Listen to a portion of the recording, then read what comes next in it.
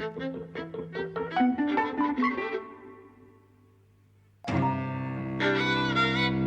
and welcome to Eavesdropping at the Movies. I'm Mike. And I'm Jose.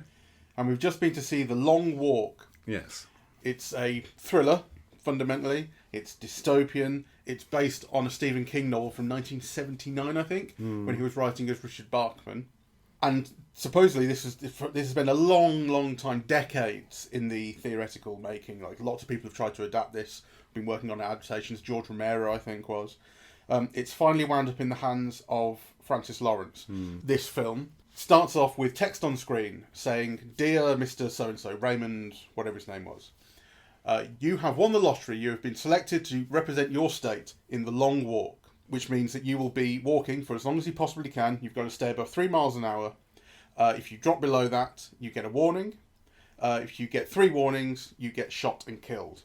And whoever wins, there's one winner. Does it say shot and killed in that letter? Doesn't say anything about that in the letter. That's important. Yeah. Right.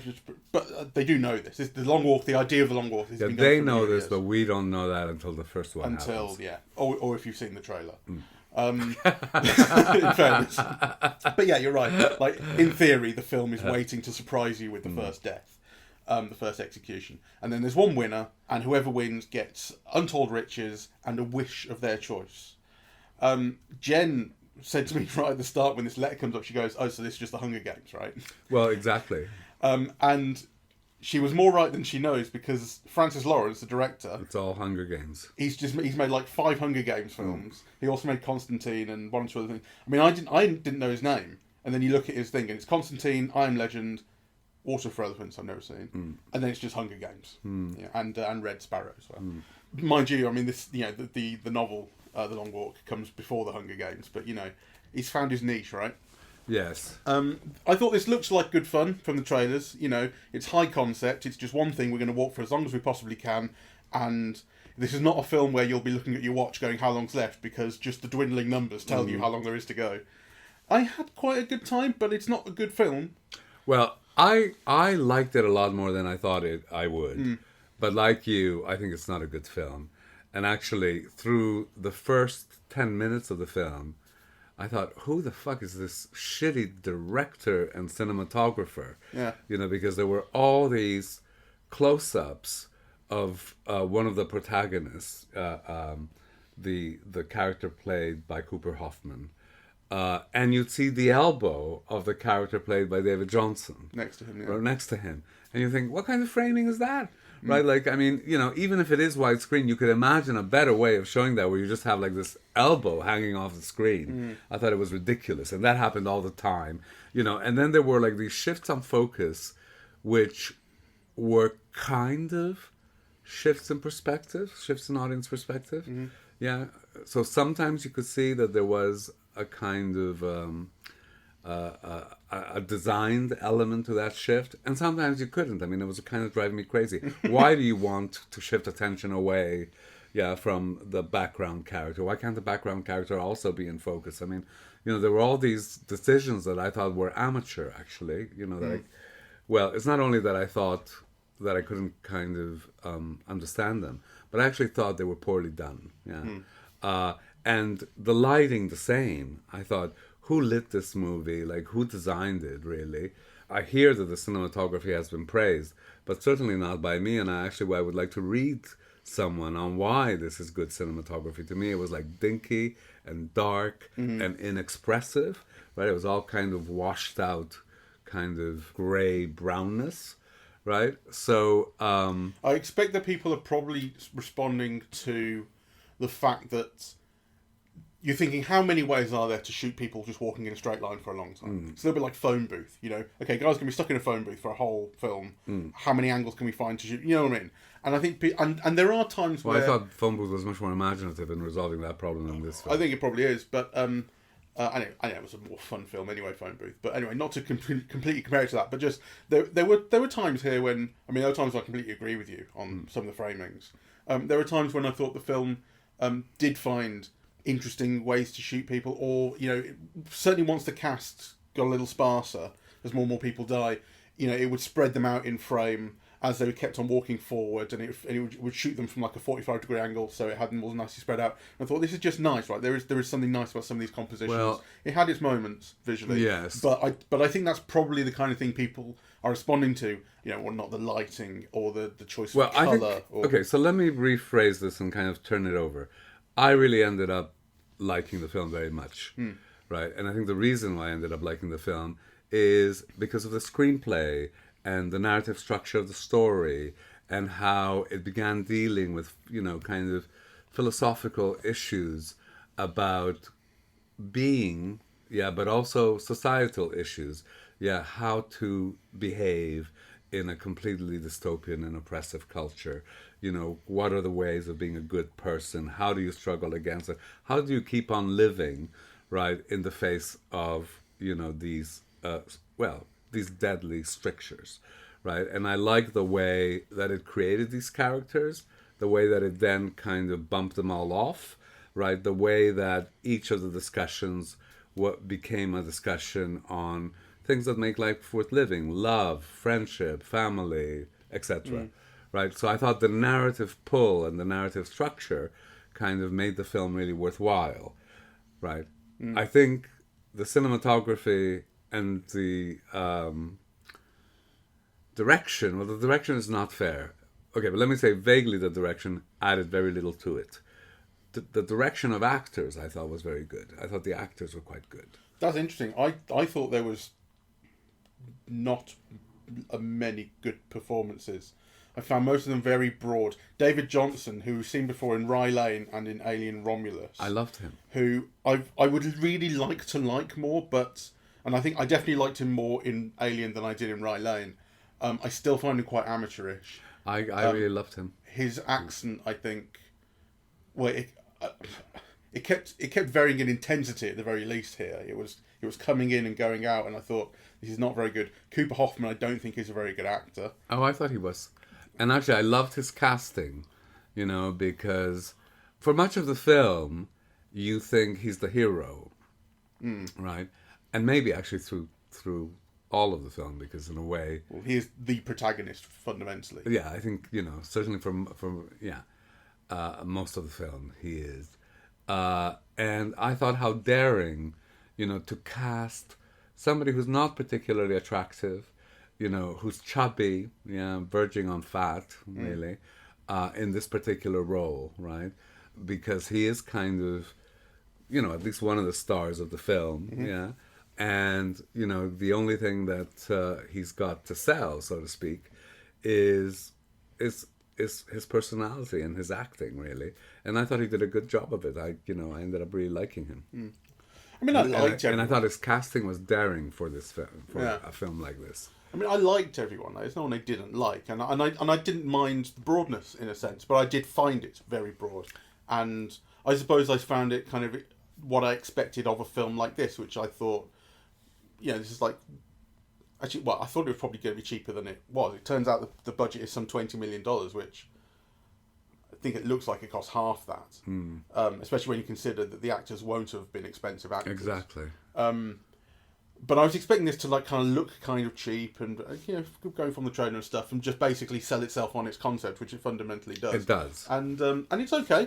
That was my level of expectation, and so it was met. Yeah. Well, I didn't expect anything because I didn't even know what the hell it was. So, but actually I ended up liking it very much, really. We've seen two zeitgeist films, if we can call them that, right? Today. Yeah. The other one being... One Battle After Another. One Battle After Another. And, of course, there are problems with the use of the word zeitgeist because, as people rightly point out, people use the term zeitgeist, but then, there's another 190 films released that year that have nothing to do with, America as a dictatorial, authoritarian state, right?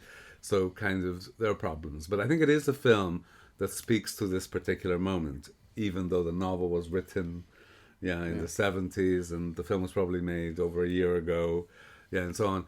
Yeah, this idea of, America being an authoritarian state.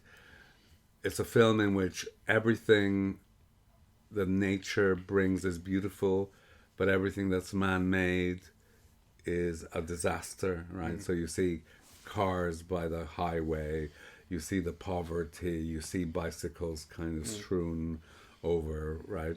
I like the way that kind of it builds, this idea of, something beautiful but kind of destroyed, and, this culture where people aren't allowed to read what they want anymore, or hear what they want to hear, or, it is kind of an authoritarian state, which leaves almost no possibility of dissension, right? And that's kind of articulated very well. And then as the boys walk, right, kind of you can see them trying to dissent and ending up dead, right? And the conversations continue, right, until kind of, the final conversation, which I found kind of fascinating and kind of moving, really. The ending surprised me, and so the spoilers certainly for the ending, because there are so many ways you imagine a film like this can go. At the start, I'm thinking, okay, so it's set up to have one person win this at the end. Who's it going to be, right? Like, initially, of course, you're thinking, well, the guy who starts the film will be the guy who ends the film, right? Otherwise, why is he starting the film? You're also thinking, or at least I was, are there other ways this could end? Could they break out of the... Yes, rather like, Snowpiercer, where it's like, he works his way up to the front of the train, but the end of the film is in destroying the system, defeating the system, and moving out of the train that he's been stuck in this whole time. You think, is it going to be something like this? And will the two of them, or a whole group of them, be able to like work together, or something like that? So the way in which it was handled, because ultimately we do wind up with one person winning this, everyone else dies, but the person who wins it is the David Johnson character, having tried to sacrifice himself.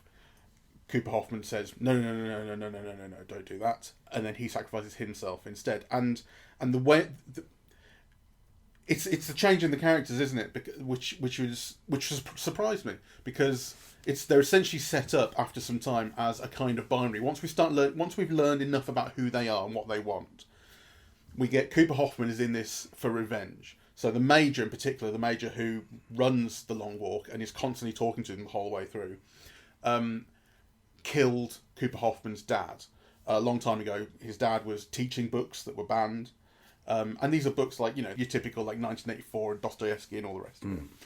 And in an act of defiance, he refused to bend the knee basically to the powers that be and got himself shot for it. But it was a revolutionary act, and so he wants revenge for what he did to his dad, and he says that his wish will be a gun so that he can immediately kill the Major on TV, because it's all a televised show as well. On the other hand, you've got the David Johnson character who sees goodness in everything, or the possibility for goodness, and is able to make light. He's the guy who throughout the entire thing is keeping people pepped up, and he's trying to support people, and very few people in this whole thing see it as a competition, despite the fact it obviously is. They're all helping each other out, and he's kind of the king of doing all that. And so the shift in the characters that happens right in that final scene, and one shift leads to the other, is Cooper Hoffman sacrifices himself, saying, you need to win this because I don't have what you have. And so, although I can't do it myself, I can see it enough that it should be you, which is interesting. And then David Johnson's character takes that experience that he's right in the middle of. He's just watched his friend sacrifice himself for him, and he takes on his wish, and he kills the Major. And so the light and everything that Cooper Hoffman's character has seen in him is immediately replaced with a very raw act of vengeance right in the moment. And it's an act of vengeance that's done for the Cooper Hoffman character. It's that same act of vengeance that he's enacting, but I thought, this is. I'm glad this ends in a clever way, because the ending of this film is going to be so fucking hard to do. Well, I still don't think they succeeded very well. So, I love the bit where the Cooper Hoffman character dies, and there's a close-up of his face, and you have America the Beautiful playing, right? I love that moment. And fireworks overhead. Yeah. But then the ending is kind of ambiguous, yeah? So he kills the Major, then you see a shot of him, shot from below, so he looms large, and you see a path ahead, but why is no one shooting him? I didn't well, really get that ending moment. In those shots, the streets seem to have cleared, and so there's I think there's something dreamlike or hallucinatory or imaginary going on there. Because one imagines that yes, he would have shot the major and immediately been killed himself. Yes, and that must have happened. Well, but we don't know, and I think the film could have given more of a clue. Yeah. So, for example, it's quite conceivable that because he's the winner and this is being broadcast nationally, kind of that was his wish, and that was his action, and there are no repercussions. I mean, I suppose so. I mean, I can imagine that in this type of film or in this type of story. So I would have liked more of a nudge from the film about, you could leave it ambiguous but still nudge in a particular direction. Whereas this, to me, just felt I was just puzzled. I suppose so. Although I do think that the ambiguity is the point of that. And I suppose for it to be a kind of meaningful, kind of productive ambiguity, you need to not really go into it or nudge it in one particular direction. What I would take from it, or what I would imagine from it, is that the Cooper Hoffman character has been talking about doing something that will cause a change, right? And they say, well, you can't wish for anything that changes laws or anything, like no policy. And he's like, no, I won't do that. But what I will do will cause a change. He's imagining that his act will lead to revolution in some sense. And so the film is at least setting up the possibility that you imagine that is what it does when David Johnson does it. It's interesting because we've seen two films today that are about revolution in some sense. One much more overtly than the other, and but this is what authoritarianism as well. Yeah, this is what this film comes to, though, and this is in a sense a much more concrete act of revolution than a lot of what we see in One Battle After Another, which, as I said, I found kind of vague. Although I think the other thing, I think where the films match up is that the world which is built and the oppression under which these characters live is vague, I think, in both. Or maybe even more concrete here, because we get stuff about the banned books laws and that sort of thing. We are given a law that is cited that the dad has broken but it is pretty vague. The world building is very vague. How this so the idea we are told in, I think it's the major at the start, says the long walk was set up because of the war that we had, and we will soon be number one in the world again because the long walk inspires people to work ethic and all the rest of it. And you think, like, okay, I guess I buy it a bit. Like, I'm going to see the rest of this film. I'm here. But really, how is this supposed to inspire people? Because if you don't work harder, you get shot. Yeah, well, that's not very inspiring. Work will make you free. I know. Like, it's kind of vague and it's very dumb. And you buy it for the sake of watching the rest of the film. But none of this is very smart world building. And I don't think any of it really hangs together. It's a film that lacks texture, and in that sense, it's unfair to compare it to One Battle After Another, which I think is a truly great film. This is kind of B movie making, really, almost by definition.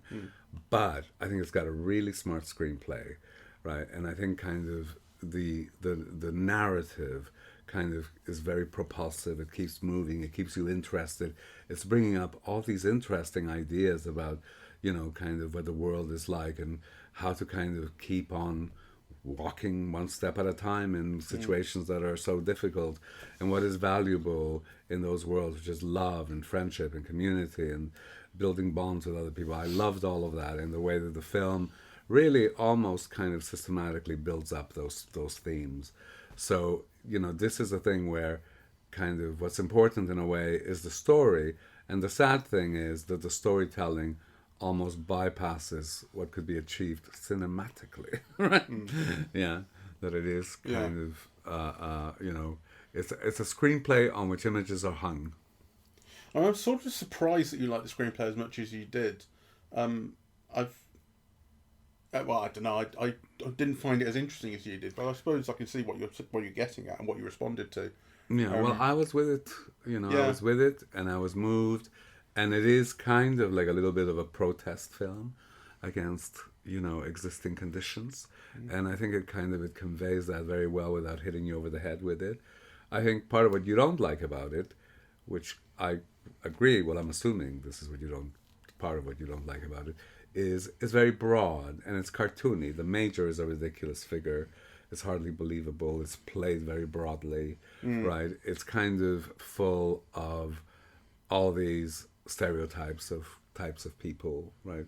You know, the Chinese guy, the Indian guy, etc. The slightly crazy waspy guy, I suppose I see it as quite mechanical. You know, like I see the ways in which the film is working its way through the characters, finding ways to eliminate them. You know, we get the point where they go up a steep hill, and like 14 of them die that night. It's like the film has to find a way to kill a lot of characters in one go. So what you're describing as mechanical, which I would agree with, but I would describe as it's really well plotted, right? But actually, the plot isn't given enough texture, you know, by the direction or the cinematographer to be more than the screenplay. Yeah, that kind of, I guess, I think, you know, quite a good story, that lacks those aspects that, you know, a better director would have provided it with, which would be like textures and depth and better performances. I did like some of the shots where they were kind of going through towns or, you know, looking at passers-by. I did like some of that. It reminded me of shots in Dark Waters, the Mark Ruffalo film about DuPont poisoning the town where they're based. Remember that. He's the lawyer who spends a long time, spends years trying to get DuPont to pay for this poisoning the water locally. Well, and he's driving through the town, and he's looking out his window, and he sees, and it's the people that he looks at, and the way that they look, and the way that kind of the stores are shut down, that kind of stuff. Remember you remarking upon it looking like kind of Depression era photography. Yes. And this in similar way has some of that feeling of it's just that look on the world that you're passing through. And, well, Jeff Nichols' films also have that. Right, you know, they're often set in rural places, and then you see that everything is rusty, or doesn't quite work, but you know, Jeff Nichols' films more vividly and poetically evoke all of that. I mean, frankly, there's not a trace of poetry in this film whatsoever. No, and I'm not going to make those sort of claims for it, but I think it's aiming at that. I think you're right. That look on the world. I agree. You know, I mean, it is trying to show you the world in which these people live, and the kind of the conditions under which they live and the conditions that have made people. At one point the characters talk about what has made us accept the long walk as a thing that is normal and acceptable. Yes, you know, because it's a dystopian, murderous spectacle. Yes, and they have no choice in it. They said, nobody. And not even exciting. It's not even like fucking gladiators fighting tigers. It's just people walking. Yeah. And in fact, I should mention this, comparing it to One Battle After Another. One Battle After Another has 2 characters with funny walks. This film has 50 characters walking, not one of them funny. Now, come on. The thing about walking, if I'm not mistaken, the long walk, the idea of a long walk always has a kind of a liberatory or emancipatory connotation. You know, the long walk on Washington, the peasant revolt, the long walk to London, the what was it, the 1925 rebellion, you know, also involved a long walk to London. Kind of long walks often mean people coming together to protest, and to die for an idea. This is the opposite. This is kind of kids being coerced into, you know, a sport in which they don't have a chance. I mean, you know, only one will come out alive. Yeah, so, I mean, I love that central idea, that kind of people are reduced, to, their lives are so meaningless that they can be reduced to a spectacle where, like, people have to die. It's not just that they're eliminated, it's that, you know, they are shot. I kind of, I liked it conceptually, but it kind of, and, you know, and I found it kind of entertaining and moving without thinking that it's very much of a film. Yeah. But most of all, it's about, you know, going out, getting some exercise and some fresh air. Yeah, right. That's the main thing. Anyway, I do recommend that people see it. If you like kind of this kind of film, I found it, you know, an entertaining film in spite of being so mechanical and kind of unskilled and offering so little to look at. Yeah, visually, certainly it's very thin. And I would say that I did ultimately still kind of thematically find it quite thin. Or at least, as you say, broad and sort of overt. Yes. But it is doing those things that you're talking about, and it deserves some credit for that, because it's certainly smarter than I thought it was going to be. Right. Sure. Okay, good. Well, on that note, thank you all very much for listening. We're eavesdropping at the movies, and we are at Apple Podcasts, Audible, Spotify, SoundCloud, YouTube, and YouTube Music. On social media, we're on Facebook and Twitter at Eavesdrop Movies, and Blue Sky, eavesdropping.bsky.social, and the website is eavesdroppingatthemovies.com. Thank you very much. Bye-bye. Bye-bye.